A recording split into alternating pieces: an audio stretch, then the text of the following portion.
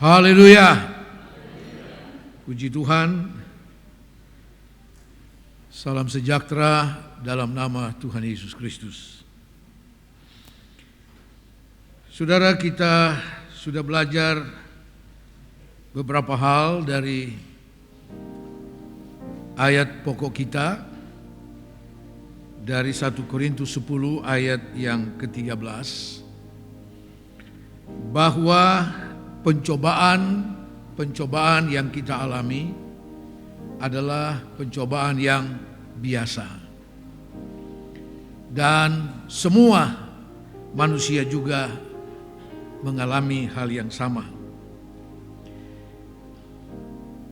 Tetapi pencobaan yang dimaksud dalam firman Tuhan itu, yang Rasul Paulus katakan bahwa ketika kita dicobai, maka Allah akan mengadakan jalan keluar supaya kita dapat menanggungnya, supaya kita dapat memenangkan setiap pencobaan itu.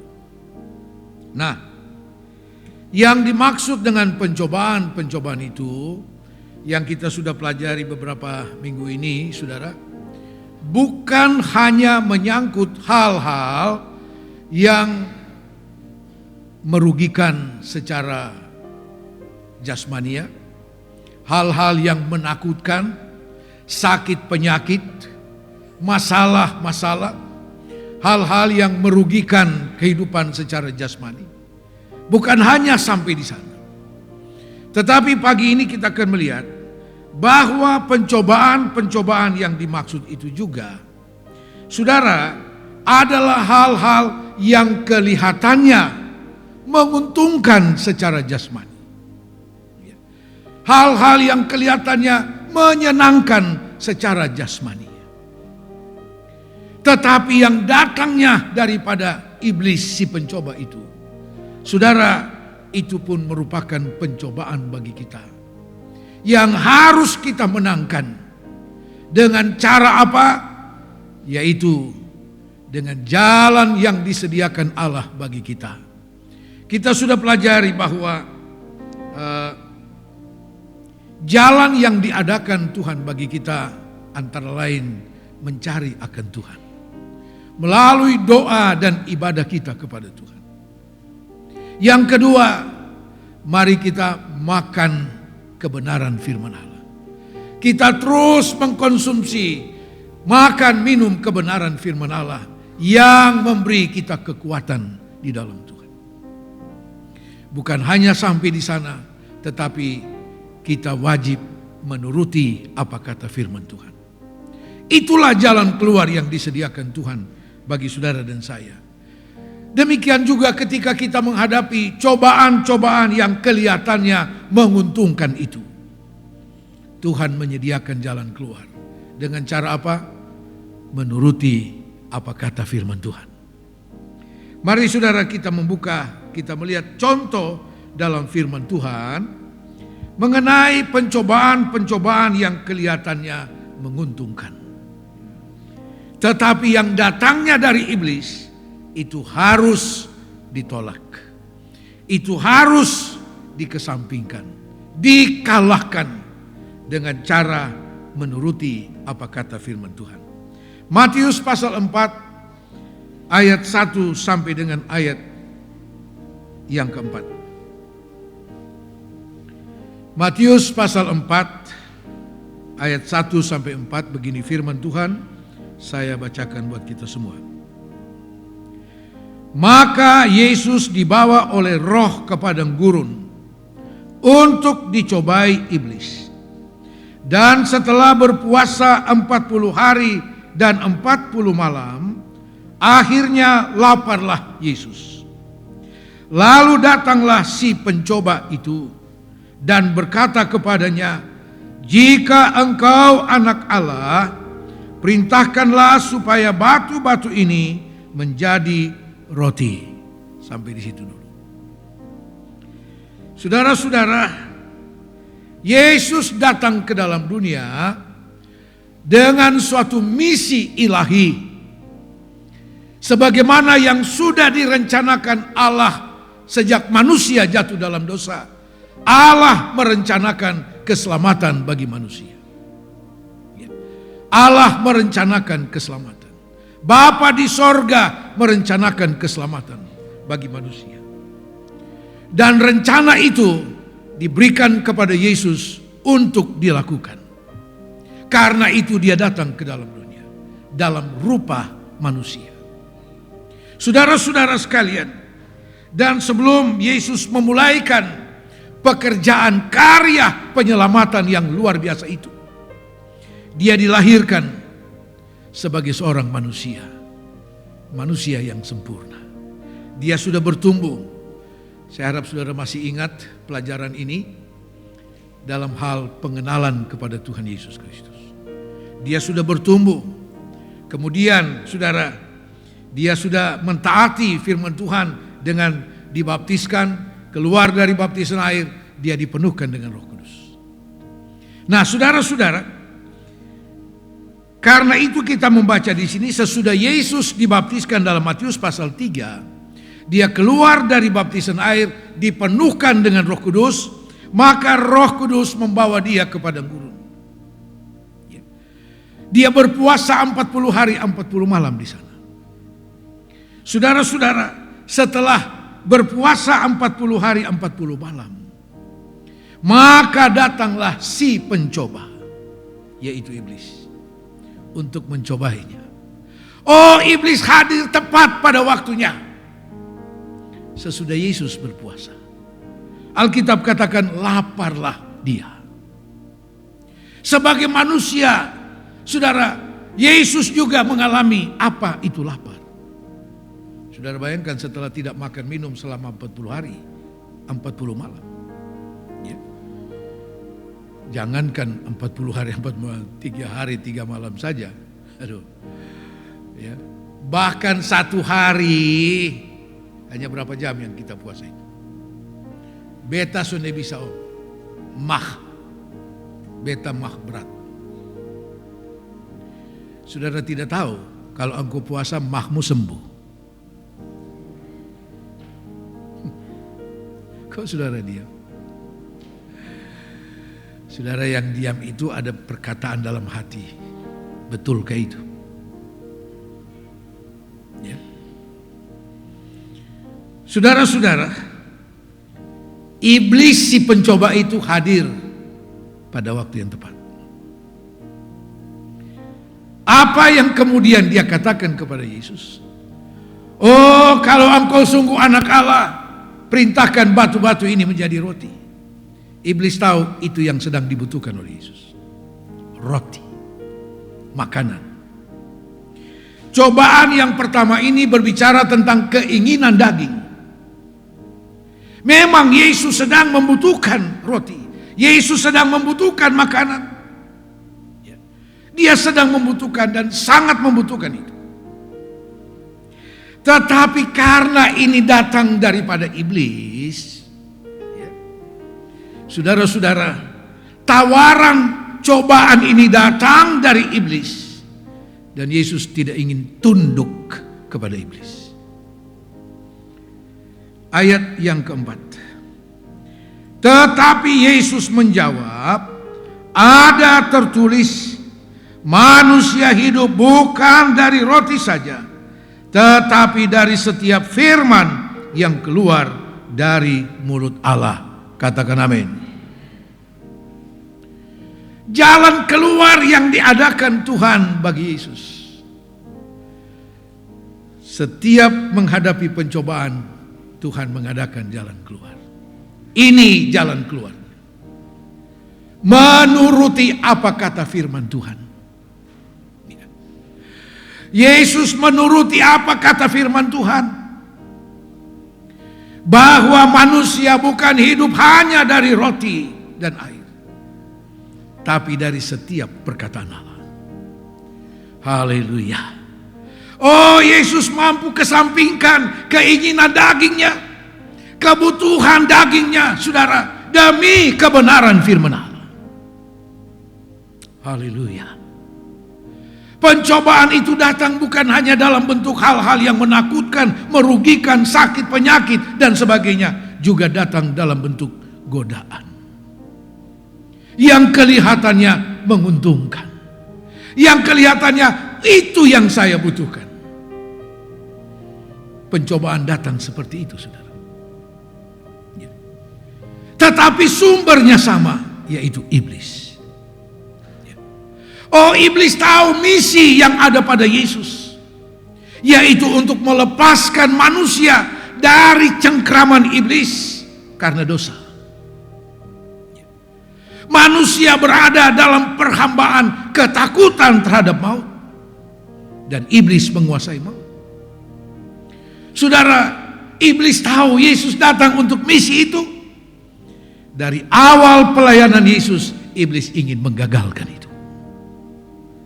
Melalui apa? Keinginan daging. Pencobaan kepada keinginan daging. Tetapi ternyata iblis keliru, saudara. Yesus lebih menuruti apa kata firman Tuhan. Haleluya. Oh, manusia kita ini dipenuhi dengan keinginan daging. Setiap hari, selama kita hidup dalam tubuh ini, penuh dengan keinginan daging. Saudara-saudara, dan iblis tahu itu. Setiap saat dia muncul, menawarkan sesuatu yang kelihatannya menguntungkan secara daging ini. Tapi ada jalan keluar. Mari kita lihat jalan keluar itu. Menuruti apa kata firman Tuhan. Apa Yesus rugi? Tidak. Walaupun dia harus tunda sedikit kebutuhan untuk makan minumnya. Yang lebih penting bagi Yesus, firman Allah di atas segalanya. Oh, Yesus bukan hanya menuruti apa kata firman Allah, tetapi ternyata dia bergantung penuh kepada kebenaran firman Allah. Sebab dalam kitab Ulangan pasal 6 dikatakan, manusia bukan hidup hanya dari roti, tapi dari setiap perkataan Allah yang keluar dari mulut Allah. Haleluya. Mari saudara, kita jadikan firman Allah di atas segalanya. Di atas segala kepentingan apapun, saudara. Mungkin ada hal-hal yang kita harus tolak, walaupun itu kelihatannya menguntungkan. Dan karena kita harus menolak itu, kelihatannya kita harus rugi. Haleluya. Lebih baik kita rugi secara jasmani, saudara, daripada kita harus rugi secara rohani. Hal-hal jasmani akan berakhir di dunia ini. Katakan amin. Tapi hal-hal rohani membawa kita kepada hidup yang kekal. Yesus bilang, firman Tuhan bilang, manusia bukan hidup dari roti saja, tapi dari setiap perkataan Allah. Saudara, setiap saat benih-benih keinginan daging itu ingin dihidupkan oleh iblis dengan berbagai pencobaan, dengan berbagai godaan, tawaran yang kelihatannya menguntungkan. Tetapi mari saudara, biarlah firman Tuhan kita jadikan sesuatu di atas segalanya. Kita mau berpegang kepada firman Allah. Ya. Haleluya. Puji Tuhan. Hal yang kedua. Yang pertama tadi adalah cobaan untuk keinginan daging manusia kita. Yang kedua, cobaan yang kedua, iblis tidak langsung berhenti sampai di sana. Ayat 5. Yang kedua kita lompat dulu kepada ayat yang ke-8 dan ayat 9. Dan iblis membawanya pula ke atas gunung yang tinggi dan memperlihatkan kepadanya semua kerajaan dunia dengan kemegahannya. Dan berkata kepadanya, semua itu akan kuberikan kepadamu jika engkau sujud menyembah aku. Saudara, cobaan yang kedua, iblis tidak langsung menyatakan kalah. Ya, dia bawa Yesus ke atas gunung yang sangat tinggi. Ya, menurut perkiraan orang Yahudi, gunung itu berada dekat kota Yeriko. Kami sudah pernah sampai ke sana. Disebut dengan Mount of Temptation, gunung pencobaan. Ya, katanya disitulah Yesus dicobai. Nah, iblis membawa dia ke sana, lalu memperlihatkan kepada Yesus. Dikatakan, semua kerajaan dunia dengan kemegahannya. Semua isi dunia ini. Sebab setelah manusia jatuh dalam dosa, saudara, otoritas yang Allah berikan kepada manusia untuk menguasai seisi dunia ini beralih kepada iblis. Iblislah yang menjadi penguasanya. Dan sekarang iblis katakan kepada Yesus, ya, dengan kata lain, iblis mau bilang begini, daripada kau repot-repot, ya, menjalankan misi itu, sudahlah, miliki seisi dunia ini, aman. Ya, kau punya semua. Ya. Pencobaan yang kedua ini adalah keinginan mata. Iblis memperlihatkan kepada Yesus. Dia bilang, lihat dulu, ini beta punya semua. Beta punya. Tapi kalau engkau sujud menyembah aku, sudah, kau punya semua. Gampang toh, hanya sujud menyembah, entah beberapa detik saja. Saudara, keinginan mata. Seringkali kita berupaya untuk sesuatu yang sebenarnya bukan kebutuhan, tapi sekedar keinginan. Ya, keinginan. Seringkali keinginan mengalahkan kebutuhan kita. Orang Amerika bilang, mata lebih besar dari perut. Dan saya sudah buktikan itu. Ketika di Amerika kami diajak pertama kali ya ke sana, tahun 2002. Keponakan saya bawa ke buffet. Malum di Indonesia belum pernah masuk tempat makan seperti itu. Menunya ada 40 lebih menu. Baru lihat saja enak saudara. Waduh. Ya. Keponakan saya bilang, Om bisa makan sepuasnya. Bayarnya per orang waktu itu hanya $7. Ya. Kalau dirupiahkan waktu itu 70.000. Ya. Kita makan stik sepotong begini, yang penuh dengan urat juga, ya, yang waktu makan mesti baku tarik 100.000, katanya begitu. Ini makan sepuasnya. Ya. Mulailah saya dari satu meja ke meja lain taruh. Wih, sudah begini. Itu pun baru beberapa. Waktu saya pergi duduk, keponakan saya kasih ketawa saya. Dia bilang, Om salah. Loh kenapa? Di sini supaya puas itu ambil sedikit-sedikit dulu, satu menu sedikit, supaya bisa cicipi semua. Oh begitu. Saya ambil sekian banyak, separuh pun tidak habis, saudara. Karena apa? Mata ingin. Lihat itu mau, lihat itu mau. Penuhlah, tidak dihabisin. Mata lebih besar dari perut. Ya. Maaf ibu-ibu, pasti sudah tahu maksud saya apa bukan? Pergi belanja sudah bawa catatan, kebutuhan ini, kebutuhan itu. Suami bilang, oke, pergilah. Biasanya suami ndak suka pergi masuk tawar sini tawar sana, tunggu di mobil. Keluar datang, ya, yang dibeli bukan yang ada di catatan, tapi apa yang dilihat. Mumpung promo, ya, haleluya. Bukan ibu-ibu Kalvari yang di sana itu, ya. Keinginan mata seringkali kita tidak bisa kuasai, ya.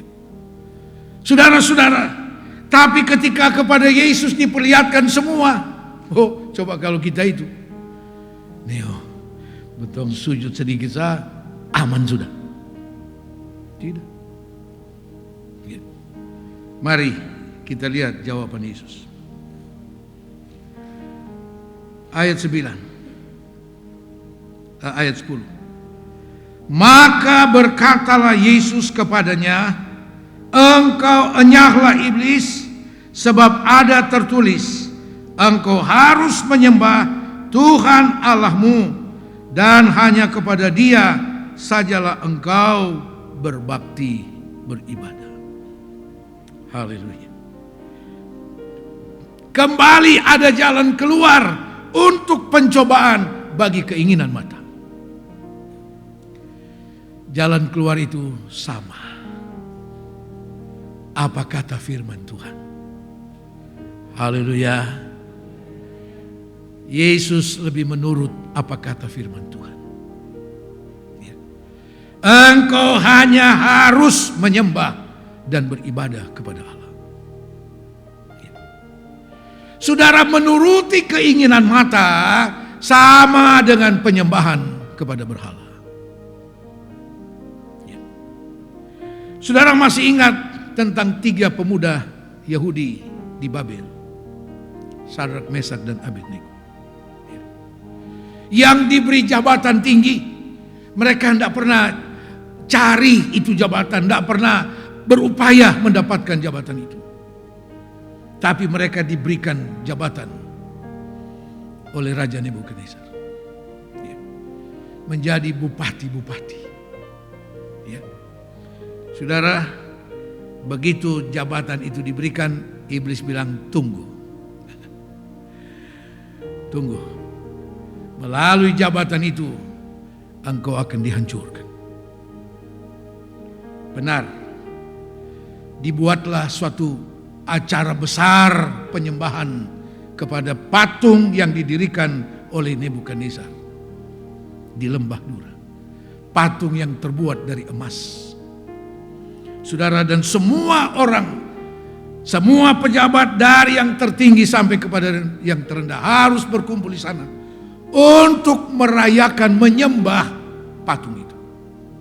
Termasuk Sadrak, Mesak, dan Abednego, karena jabatan mereka harus ada di sana.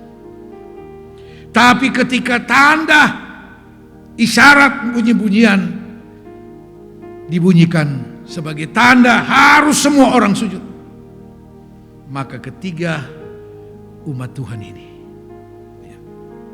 pejabat sih pejabat, tapi identitas status sebagai anak Tuhan tidak boleh dikesampingkan.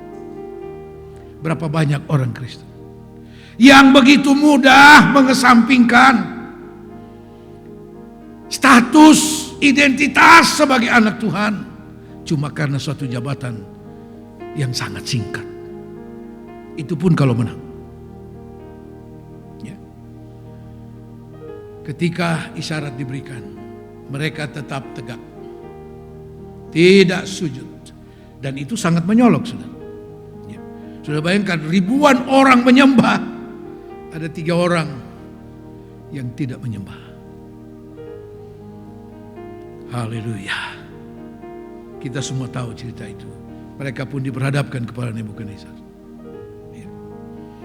Saudara, masih ada coba negosiasi di sana, ya, supaya acara itu diulang dari awal. Mereka diberi kesempatan lagi untuk bisa menyembah patung itu. Tapi mereka bilang, Tuanku Raja, tidak usah repot. Kita tidak usah perpanjang negosiasi ini. Sebab yang pasti kami tidak akan pernah menyembah patung itu. Tidak akan pernah. Apapun resikonya. Nebukadnezar, pasang sendiri lihat itu yang menyala itu. Ya. Itu akan dipanaskan 7 kali lagi. Mereka bilang, silakan. Allah yang kami sembah sanggup melepaskan kami. Dan kalaupun tidak, tetap kami tidak menyembah. Haleluya. Saudara, demi kebenaran firman Allah, mereka mau mempertaruhkan segalanya. Bukan cuma jabatan, tapi nyawa pun. Nyawa pun. Berapa banyak anak Tuhan harus meninggalkan kegiatan-kegiatan ibadah cuma satu kepentingan menyangkut jabatan dan sebagainya. Keliru saudara. Belajar dari 3 orang Yahudi. Apakah dengan pengakuan itu Tuhan langsung kirim malaikat dan selamatkan mereka dari hadapan Nebukadnezar? Tidak. Tidak. Tetap mereka dibuang ke sana.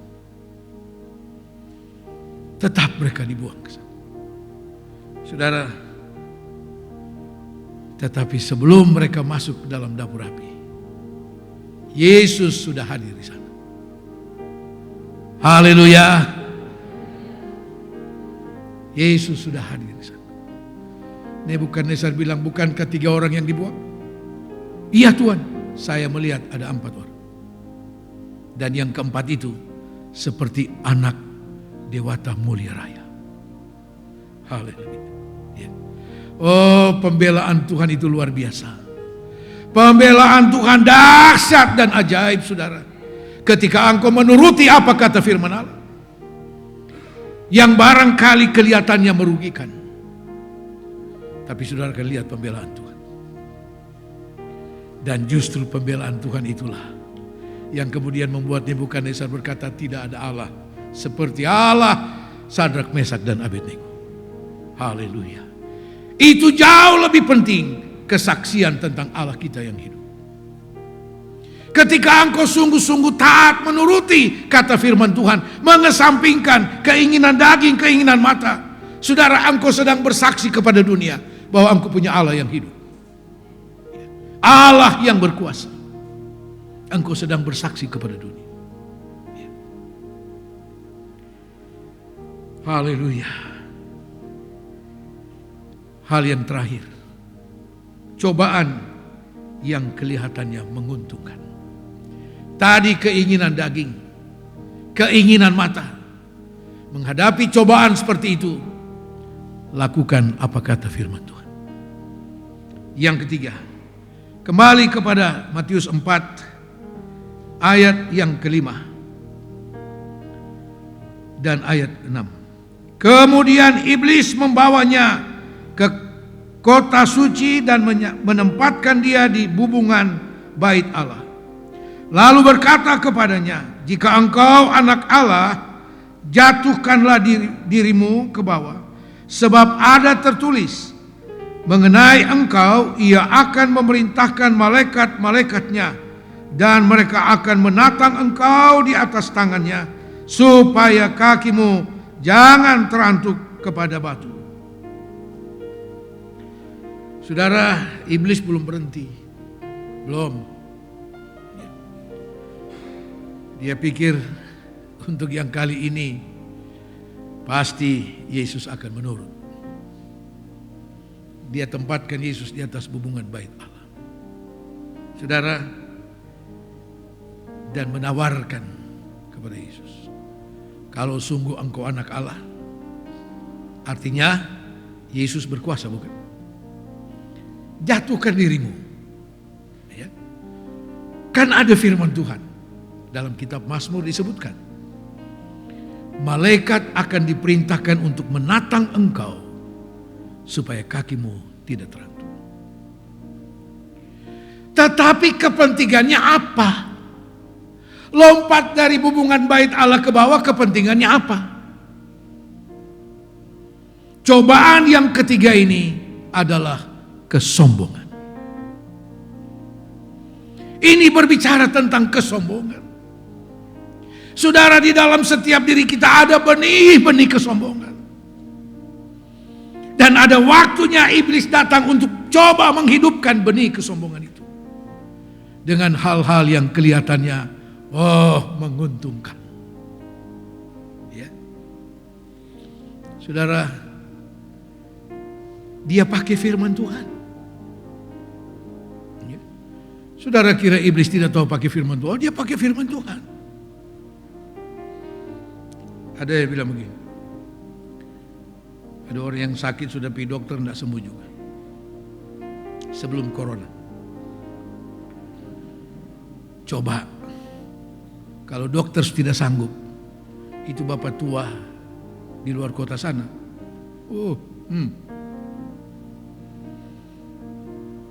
Ini orang sakit bilang, tapi dia kan dukun. Bu, jangan salah. Dia kalau obat, dia sebelum dia fufu, dia baca Alkitab.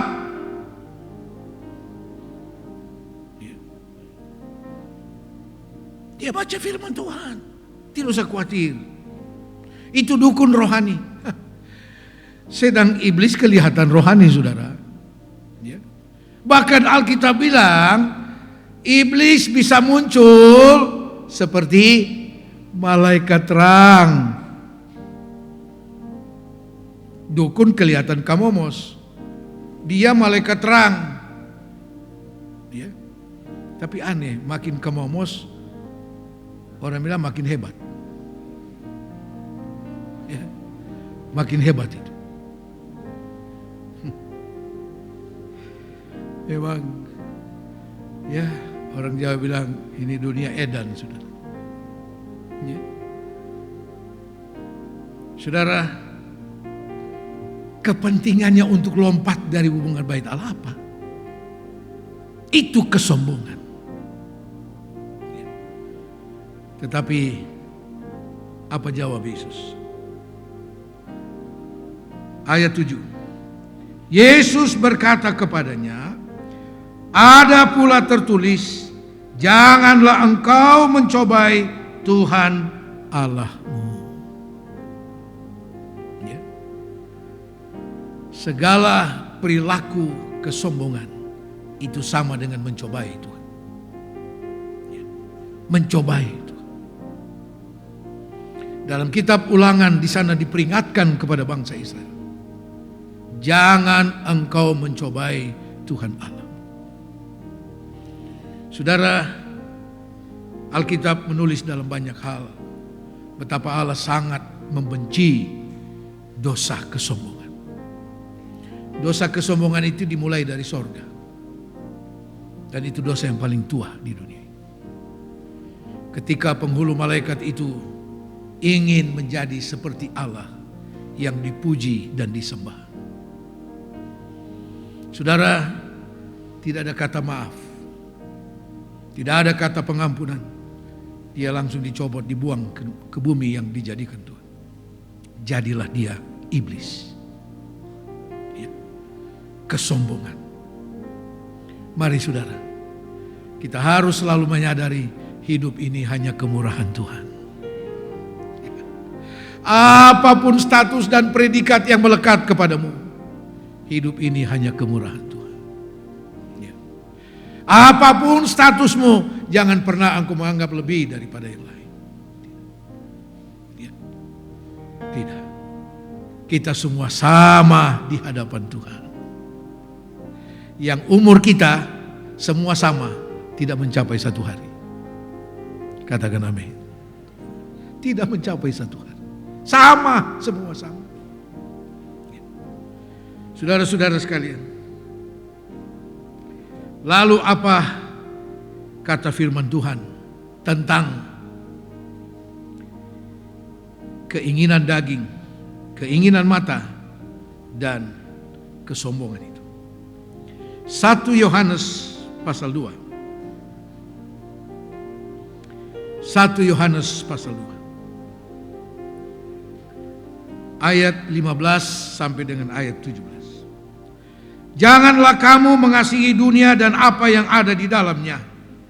Jikalau orang mengasihi dunia, maka kasih akan Bapa tidak ada di dalam orang itu.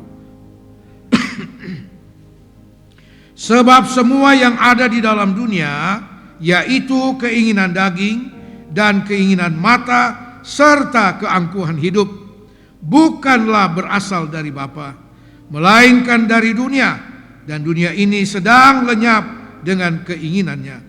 Tetapi orang yang melakukan kehendak Allah tetap hidup selama-lamanya. Haleluya. Ya. Saudara, firman Tuhan katakan, keinginan daging, keinginan mata dan keangkuhan itu milik dunia. Itu dunia punya. Dan dunia sedang lenyap dengan segala keinginan itu. Kita tidak mau ikut lenyap dengan segala bentuk keinginan itu. Katakan amin. Yesus telah menanggung itu di atas kayu salib untuk saudara dan saya. Secara daging dia disakiti. Dia sangat disakiti. Surat Korintus katakan penderitaan yang mengerikan dia tanggung untuk saudara dan saya. Ya. Supaya kita belajar menghadapi setiap cobaan yang kelihatannya menguntungkan dengan tetap berkata, firman Tuhan katakan seperti ini. Haleluya. Maka saudara dan saya senantiasa melihat jalan keluar dari Tuhan. Dan kita tidak harus berdosa kepada Tuhan dengan segala bentuk keinginan itu. Tetapi kita akan memenangkan setiap percobaan. Apakah Yesus dirugikan dengan itu? Saudara, yang terakhir, ayat 11. Setelah Yesus mengesampingkan semua itu, karena firman Tuhan. Ayat 11. Lalu iblis meninggalkan dia. Dan lihatlah, malaikat-malaikat datang melayani Yesus. Katakan amin. Haleluya. Dia tidak dirugikan. Tidak. Malaikat datang melayani dia.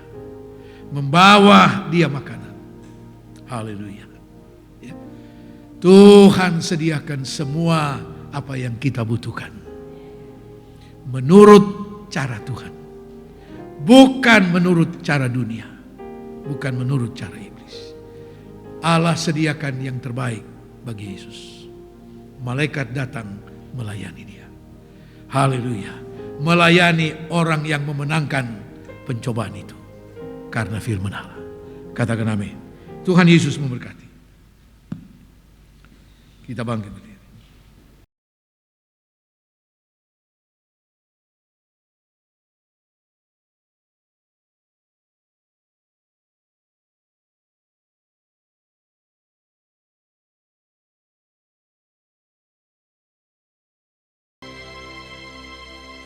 Firman-Mu berkata Kau besertaku, maka kuat roh dan jiwaku. Tangan-Mu Tuhan selalu ku nantikan.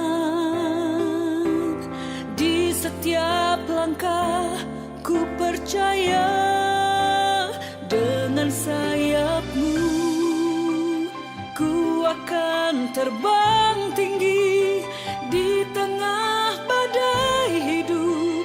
Ku tak menyerah, Kau kekuatan dan perlindungan bagiku,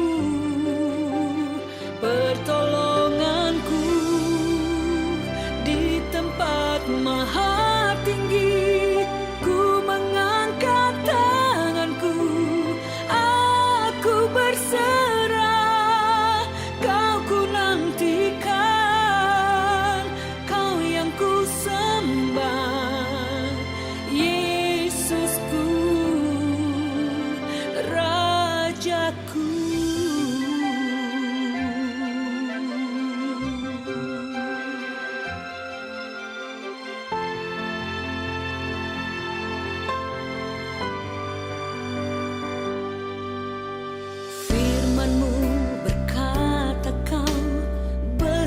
mataku, maka kuat roh dan jiwaku. Tanganmu Tuhan selalu ku